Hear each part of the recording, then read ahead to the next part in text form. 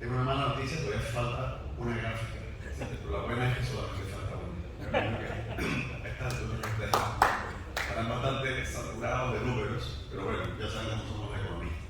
Como les digo, realmente mi presentación, más que análisis, es reflexiva y por otra parte, no está recargada de cifras, sino más bien tiende a tener un enfoque de tipo conceptual. La verdad tengo que confesar que el título no es mío, es de Hitler, pero me sorprendió por lo atinado, así que Hitler en el sucesivo te voy a contratar como asesor mío para que me busquen ese tipo de títulos.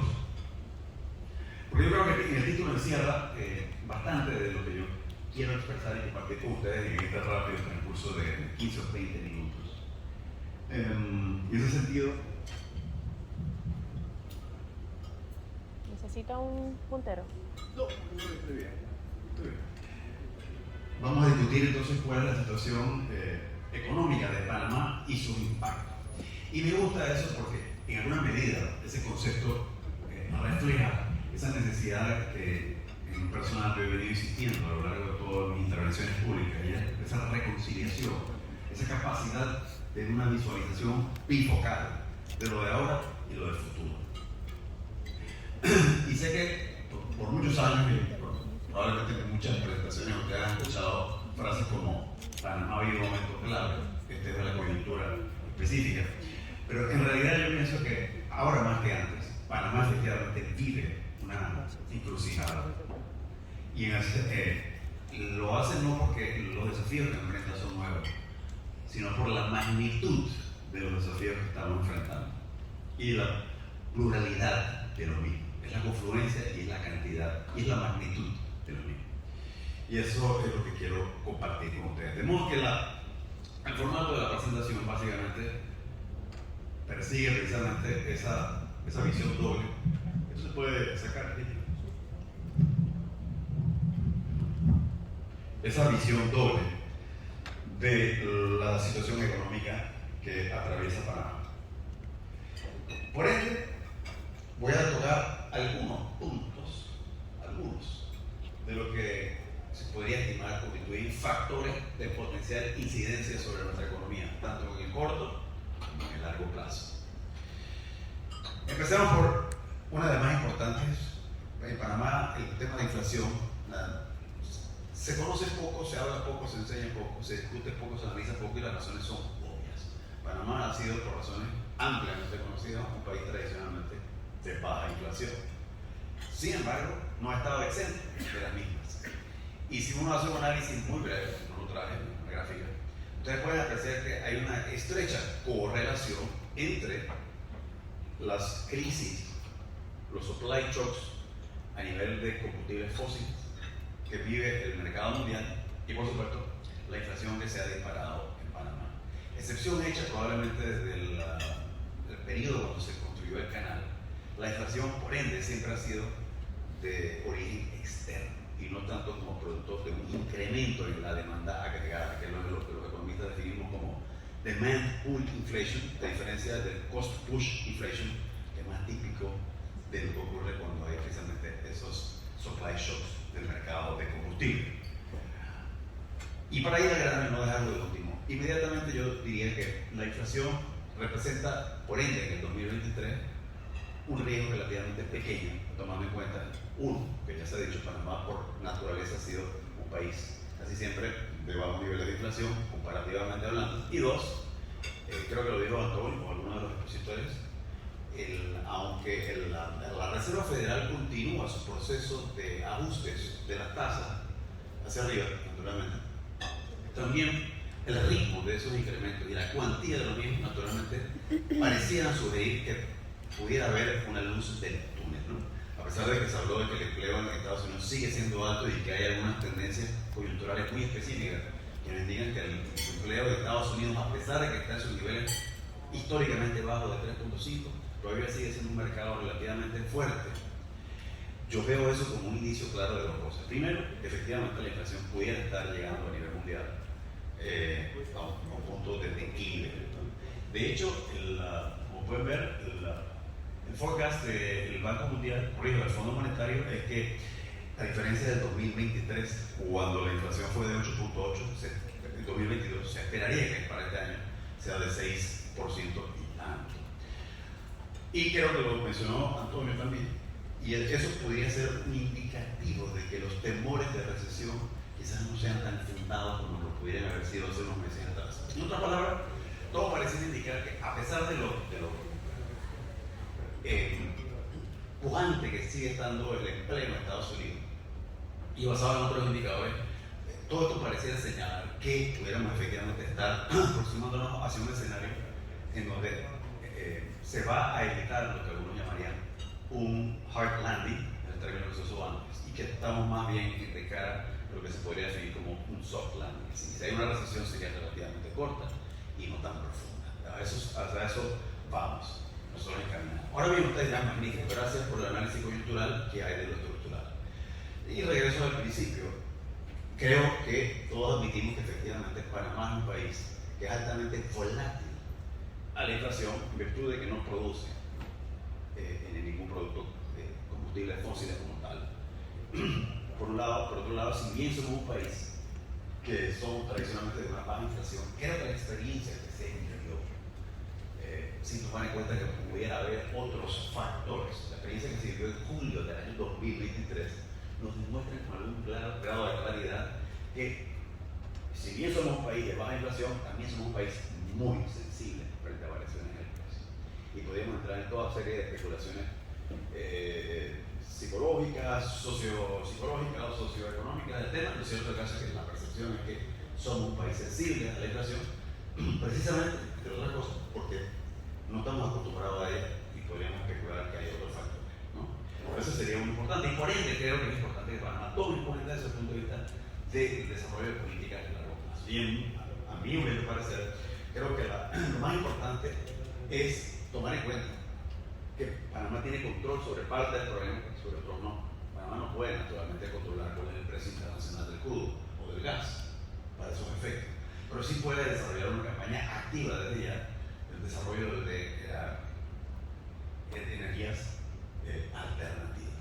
Alguien podrá responderme a decir, oh, no, gracias, eso ya está contemplado en la ley, no te preocupes, ya eso está funcionando, ya se está generando mucha energía alternativa. Y yo, sin ser un experto del tema, solo tendría que responder que probablemente sí está cocinado la ley. Tendríamos que ir un paso más allá y preguntarnos qué está ocurriendo en la práctica, que no ha permitido de todo que se desarrolle más energía alternativa en el país y que sobre todo la misma pueda ser objeto de comercialización, lo cual tendría que haber ventaja. En primer lugar, nos hace más resilientes desde el punto de vista energético. En segundo lugar, nos hace más competitivos. Y en tercer lugar, nos permite a nosotros cumplir con un tema que se ha mencionado poco, pero que va a entrar a la población, que es la necesidad de hacerle frente de manera mancomunada, un miembro de la comunidad internacional, al tema del calentamiento global. En cuanto a la guerra de Ucrania, esto podría ser otro de los factores disparadores, si se quiere, de mayor inestabilidad. Tendría que decir, por doloroso que suene, el mundo pareciera que ya ha factorizado, como que ha racionalizado el tema de la guerra en Ucrania y los mercados, salvo, como dice Antonio, que ocurra una situación fuera de lo común, y estamos hablando de una conflagración atómica. En ese caso no hay mucho más que discutir. Como alguien me preguntaba estos días, bueno, ¿y qué pasa si Panamá si desaparece el canal? Se acabó la historia, no hay mucho más que discutir. Me explico, hay escenarios que son tan dantescos que no requieren mucho análisis. Entonces, excepto esa posibilidad, yo diría que en los mercados ya han asimilado gran parte del impacto y por consiguiente, es dable suponer que en el 2023, naturalmente el impacto que tendría este conflicto con respecto a los mercados, específicamente energéticos y alimentarios, ya no tendría la misma incidencia que en el año anterior. Y eso nos lleva un poco a la conclusión de que también probablemente la inflación es un factor que ya estaría más bajo control en el año 2023. Eso no solamente en Panamá, sino a nivel mundial. Otra de las preguntas que me hacen con frecuencia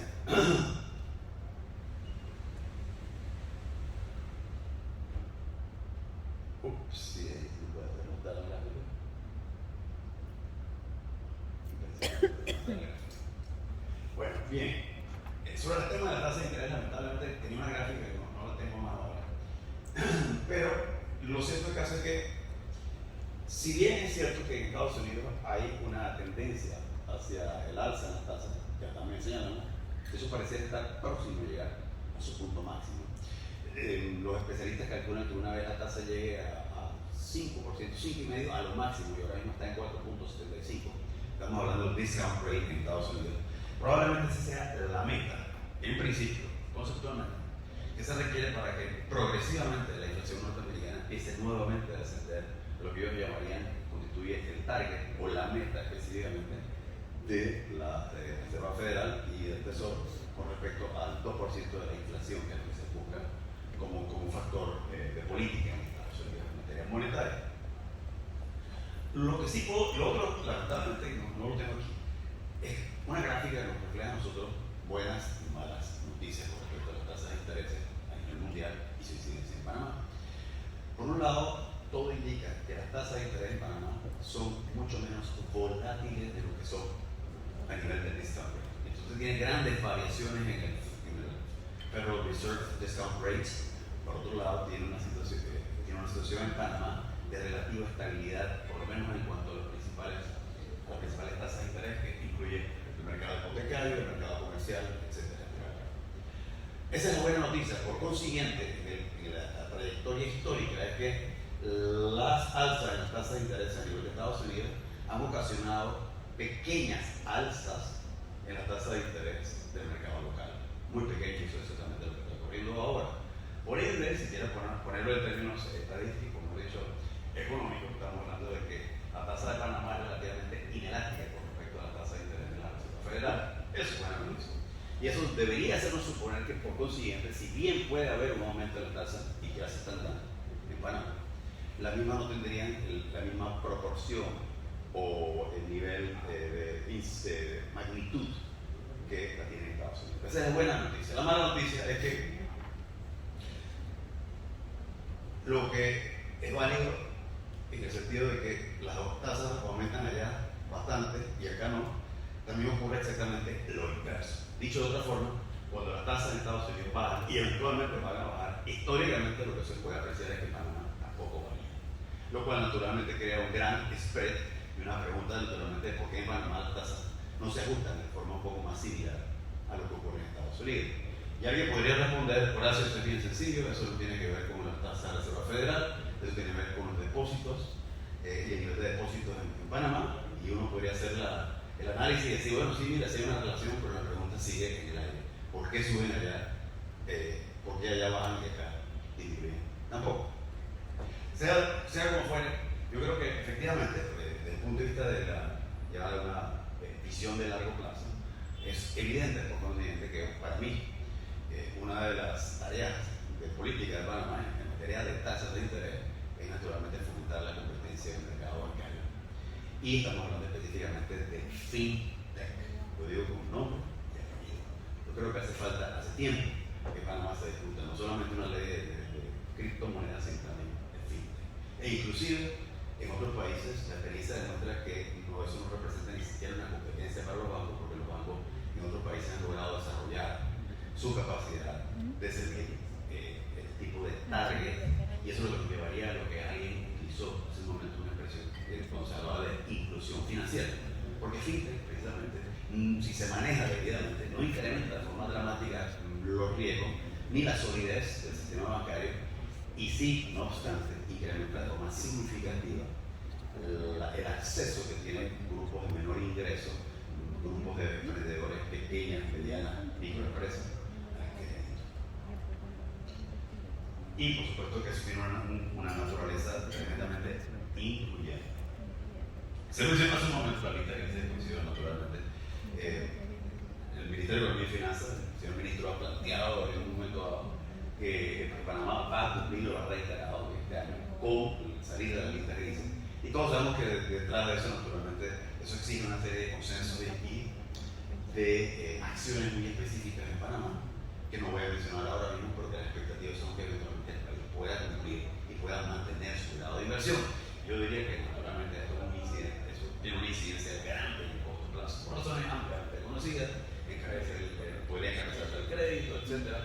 Pero yo diría que, más allá de que Panamá cumpla o no con esta meta este año, y ojalá podamos cumplir, yo diría que la tarea a largo plazo tiene que ver más bien con un aspecto directamente relacionado, y es el hecho de que no solamente deberíamos recuperar nuestra inversión o mantenerlo, sino deberíamos mejorar y estar por encima de hoy en día lo que se define como los países PIA, que incluyen Perú, Chile, entre otros.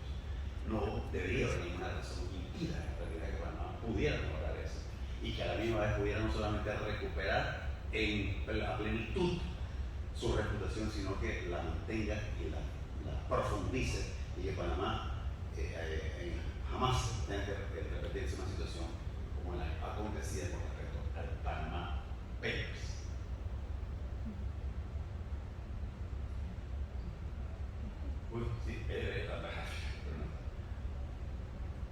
Bien, con respecto al crecimiento, en el corto plazo, la buena noticia es que Panamá va a crecer 5 o 6%.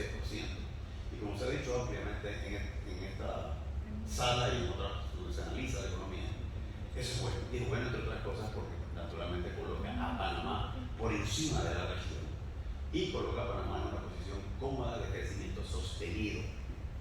Ahora bien, yo creo que el problema no es que el crecimiento sea sostenido, sino que sea sostenible. Y es la pregunta que tenemos que hacernos: ¿cómo la logramos? Y no solamente que sea sostenible, sino que además sea incluyente.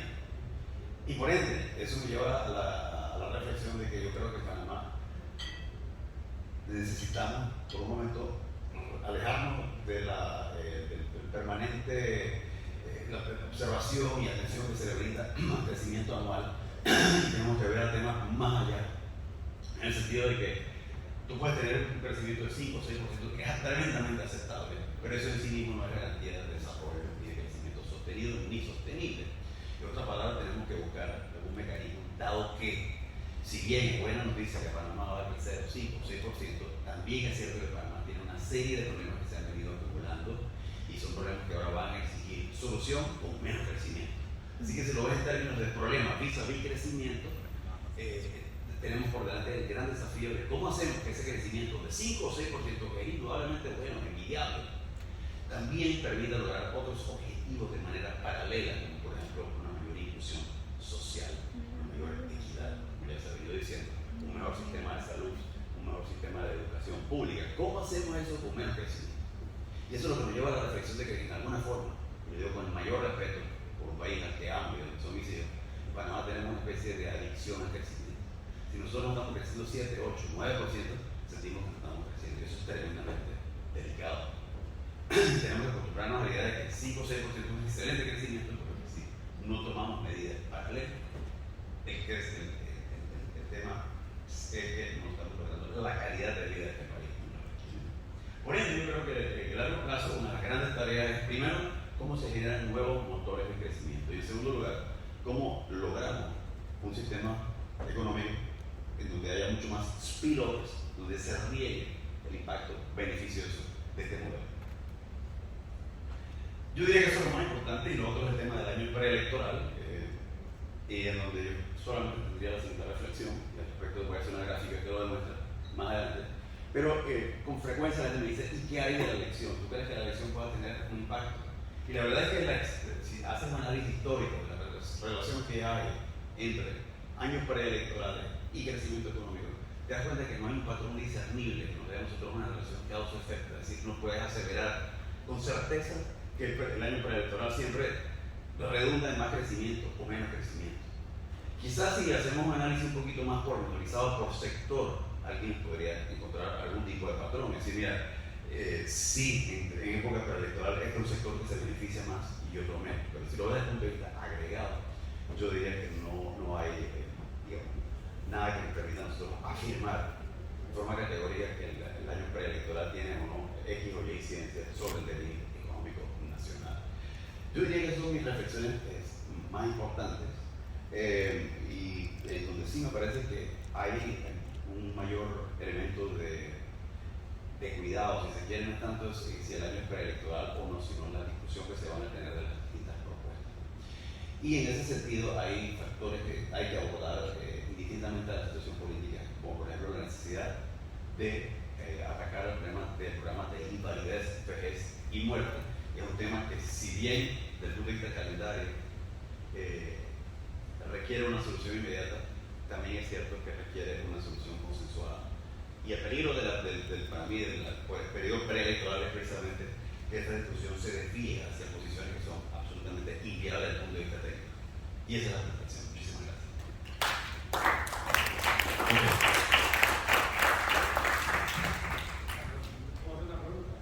Claro que sí.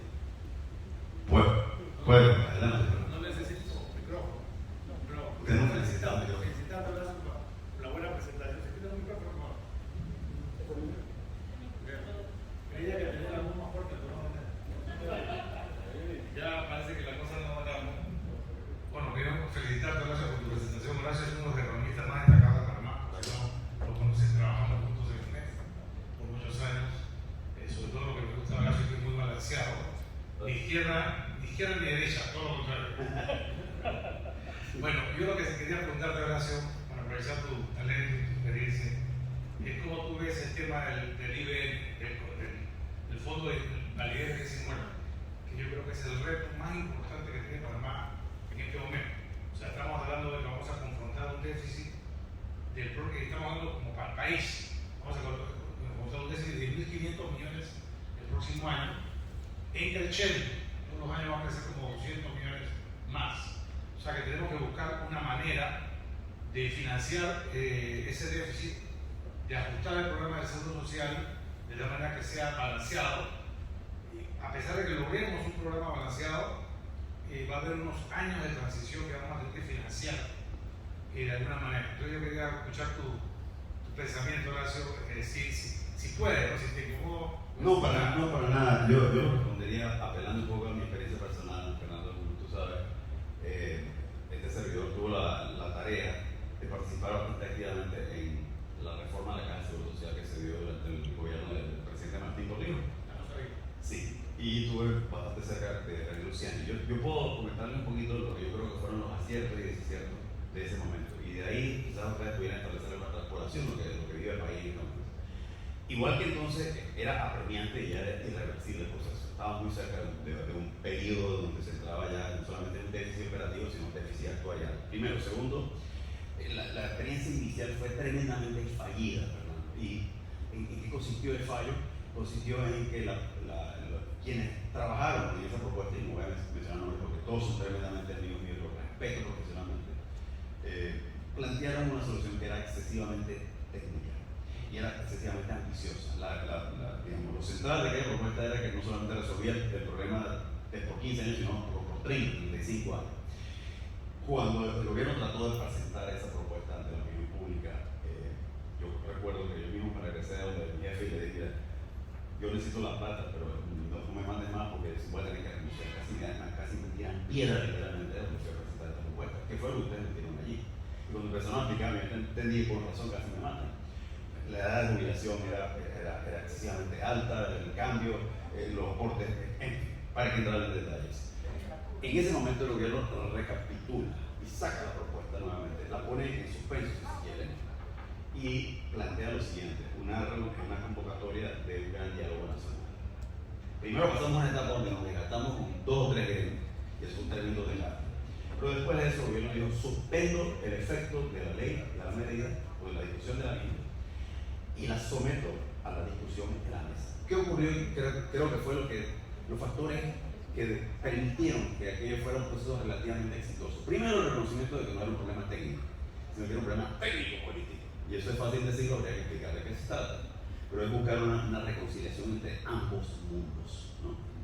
En segundo lugar, ayudó mucho el hecho de que se compartió la responsabilidad de gobernar entre el grupo que estaban. Ustedes están llamados a buscar una solución y el gobierno va a actuar como coadjutor, pero nosotros no vamos a decidir. Y lo tercero, y que me parece a mí que es fundamental y quizás pueda servir como una experiencia en el futuro, es que el gobierno puso una propuesta sobre la mesa y dijo: la discutes, si no la discutes y no la modificas, yo recojo mi propuesta y esa es la que queda.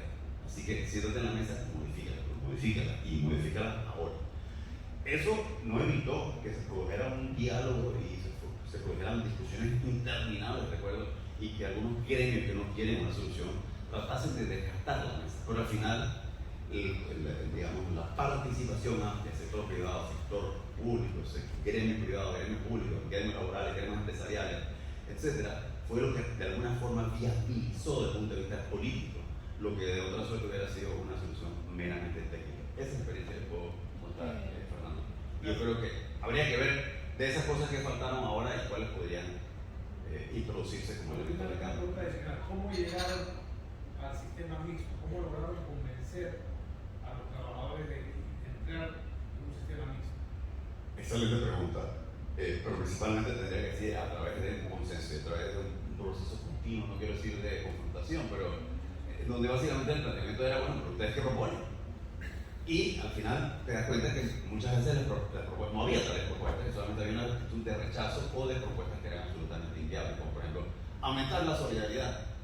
Bueno, sí suena bonito, pero vamos a correrlo del modelo. Es que el modelo decía, si tú aumentas eso, ya, o sea, ya de por sí podemos declarar la caja en quiebra. Y ese fue ese continuo proceso de confrontación de ideas, de disenso y de consenso, que al final permitió esa fórmula que, aunque no fue perfecta, permitió una solución de 15 años. Y ese es el otro aspecto. Con frecuencia me dicen, esa reforma que ustedes hicieron es un fracaso. Y yo, ¿por qué? A veces duró 15 años, pues eso es lo que estaba previsto a durar. Porque la otra era tratar de resolver el problema a 30 años. Así que ahora ya se cumplió esa fecha y ahora tenemos que buscar otra solución. Que probablemente también debe ser